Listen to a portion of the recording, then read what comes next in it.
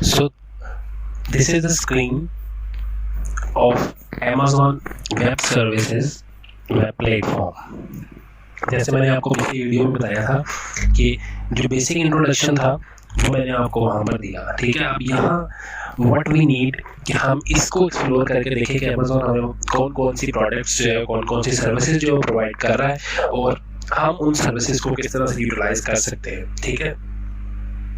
अगर आप को मैं यहाँ पर बता सकूँ तो मोर देन 100 प्रोडक्ट्स जो है ना वो हमें फ्री टियर के ऊपर मिल सकते हैं, ठीक है। जो अमेज़ॉन का फ्री टियर अकाउंट है उसके ऊपर हमें जो है मोर देन 100 सर्विसेज जो मिल सकते हैं। बट मैं ये नहीं कह रहा कि वो सारी सर्विसेज आपको कम्प्लीटली फ्री मिलेंगी। उनमें से कुछ सर्विसेज ऐसी होंगी जो आपको मिलेंगी फॉर 1 ईयर, कुछ ऐसी होंगी जो आपको ट्रायल बेसिस पे मिलेंगी जो 2 मंथ के लिए हो सकती हैं, 1 मंथ के लिए हो सकती है, कुछ ऐसी होंगी जिनमें आपको जो है वो लिमिटेड मिलेंगे वो सर्विस फ्री में।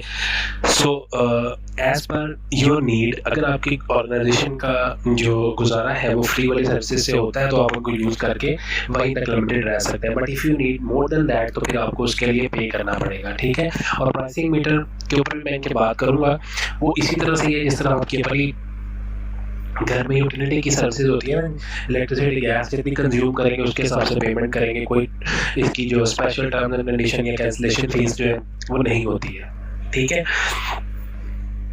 सो जैसे मैंने स्लाइड में आपको लास्ट टाइम दिखाया था, ये सबसे पहले प्रोडक्ट्स हैं या सर्विसेज जिनको हम कहते हैं, इनकी कैटेगरीज हैं, फिर आगे सब कैटेगरीज हैं, ठीक है। जो मैंने स्क्रीनशॉट आपके साथ शेयर किया था that was about these featured services, ठीक है। इन फीचर सर्विसेज के अंदर Amazon EC2, ठीक है, जो कि इनकी वर्चुअल सर्वर्स की जो क्लाउड के अंदर है, वर्चुअल सर्वर आप क्रिएट कर सकते हैं, उसके ऊपर अपनी मशीन आप जो है वो क्रिएट करके उस पर सर्विसेज को डिप्लॉय कर सकते हैं, ठीक है। तो Amazon EC2 जो है इनकी फीचर सर्विसेज में पहली सर्विस है। उसके बाद आपको यहाँ पर Amazon S3 नजर आ रही होगी। S3 में सिंपल स्टोरेज सर्विस है, यानी इसको S3 कहा ही इसलिए जाता है कि इसके अंदर 3 ऐसा सिंपल स्टोरेज और सर्विस, ठीक है। स्केलेबल स्टोरेज है और एक क्लाउड की स्टोरेज है। क्लाउड की डेफिनेशन मैं आपको ऑलरेडी पीछे जो है वो बता चुका हूँ। तो इसका स्केलेबल होने का मतलब क्या है कि जितनी आपकी नीड है, जितनी आपकी डिमांड है उसके अकॉर्डिंगली ये आपको प्रोवाइड कर दी जाती है। आप किसी भी वक्त इसको इंक्रीज़ या डिक्रीज़ करवा सकते हैं। ऑन डिमांड सर्विस जो है आप उससे ले सकते हो। ये सिर्फ स्टोरेज के लिए, कोई भी सर्विस आप अगर क्लाउड से लेते हैं ऑन डिमांड आपको मिल सकती है, उसको आप इंक्रीज़ या डिक्रीज़ कर सकते हैं, ठीक है।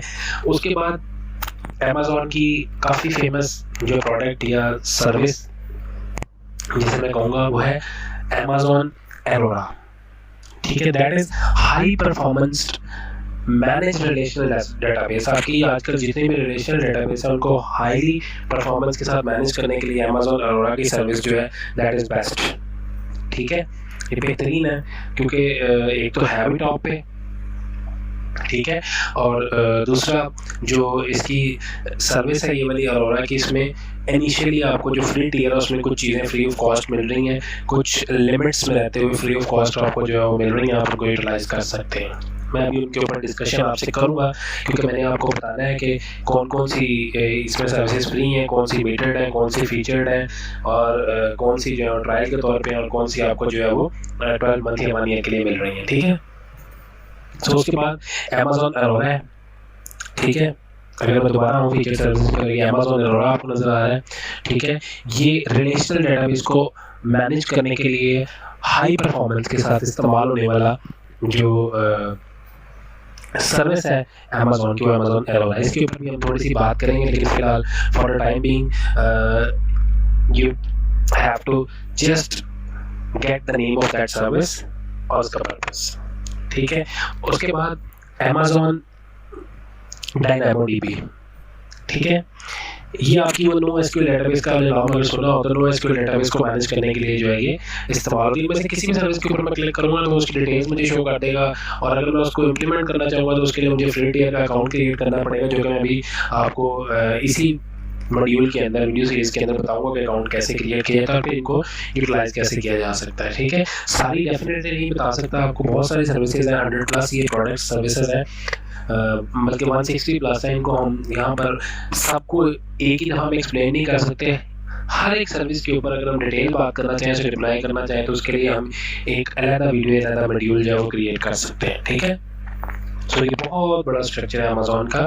इसको हम ये नहीं है कि एक आवर में, 2 आवर में, 3 आवर में कम्प्लीटली अंडरस्टैंड करके हर एक जो इसकी प्रोडक्ट है उसको डिप्लॉय भी कर सकते हैं। ठीक है, तो इसके लिए अलग अलग आपको करना पड़ेगा, ये छोटी चीज़ नहीं है। फिर अमेज़ॉन RDS, ठीक है, RDS ये भी इसकी एक प्रोडक्ट और सर्विस है। ठीक है, जो रिलेशनल डेटाबेसेस की सर्विस है। ठीक है, और इसमें MySQL, PostgreSQL, Oracle, SQL server और MongoDB, MariaDB इन सबको मैनेज किया जाता है। ठीक हो गया। आफ्टर दैट फीचर सर्विसेज में आपको लास्ट पे सर्विस मिल रही है जो स्क्रीन पर भी नजर आ रही है, last but not least, AWS lambda. Servers को सोचे बगैर अगर आप कोड लिखना चाहते हैं, यानी उसी प्लेटफॉर्म पर जाएं, ठीक है, वहीं पर जाकर अपना कोड एडिटर के ऊपर लिखें without tension of server.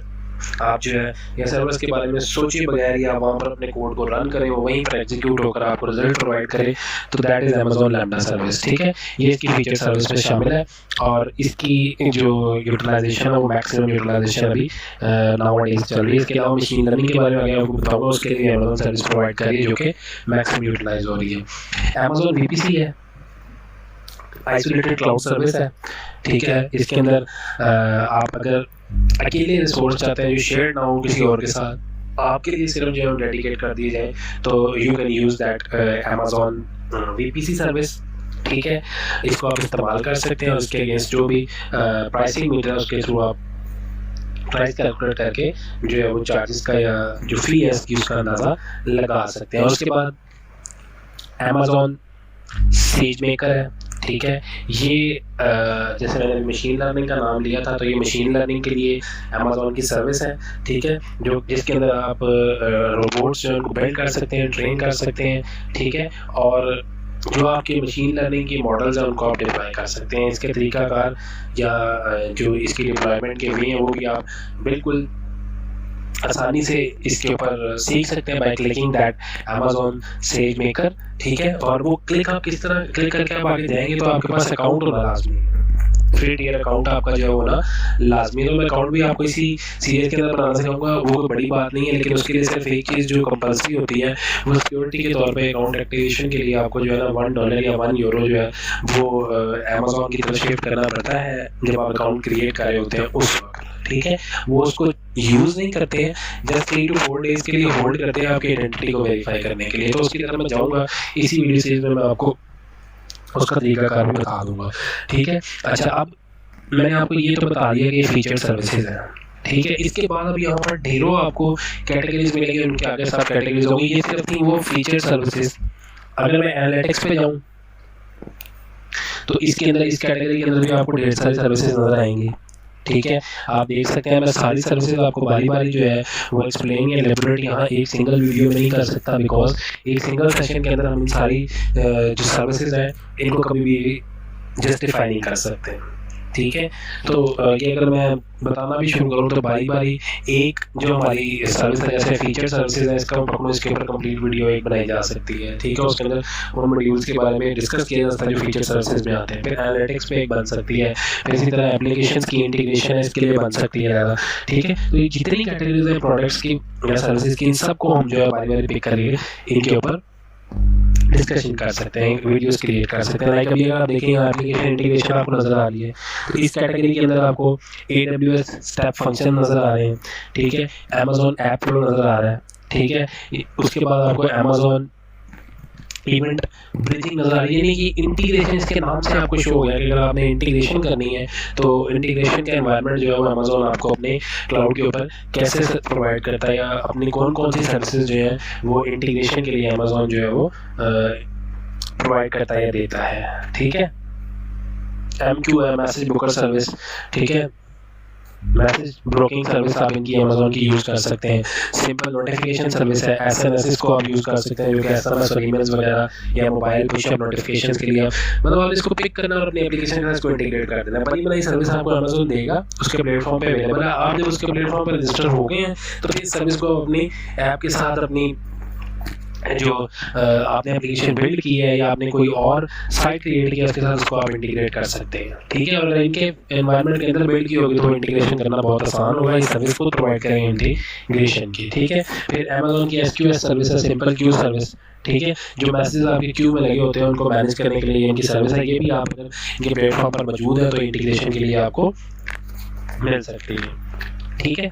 Then अगर मैं अगली कैटेगरी की तरफ जाऊँ तो दैट इज ब्लॉकचेन, ठीक है। अब ब्लॉकचेन में आपको पता है आजकल वर्किंग स्टार्ट हुई है और यूएई में जो 2021 में क्लेम किया था कि हम पेपरलेस एनवायरनमेंट में चले जाएंगे by using that blockchain technology, ठीक है। तो यहाँ अमेजोन भी आपको ये सर्विस प्रोवाइड कर रहा है कि वो आपकी ब्लॉकचेन को मैनेज कर सकता है, ब्लॉकचेन आपके लिए क्रिएट करने की फैसिलिटी प्रोवाइड कर सकता है और उसको स्केलेबल तरीके से नेटवर्क के ऊपर मैनेज कर सकता है, ठीक है। और इसके लिए आप जो क्वांटम लेजर डेटाबेस है उसको यूटिलाइज कर सकते हैं क्योंकि जो ब्लॉकचेन की टेक्नोलॉजी है लेजर के ऊपर बेस कर रही होती है, ठीक है। तो लेजर्स को मैनेज करने के लिए जो ये QoS है इसकी सर्विस आपको अमेजोन वेब सर्विसेज में मिल रही है, ठीक है। So if you are going to build a blockchain based application तो आप ये वाली सर्विसेज जो है अमेजोन की ब्लॉकचेन वाली इनको यूज कर सकते हैं, QoS की सर्विस यूज कर सकते हैं लेजर को मैनेज करने के लिए, ठीक है।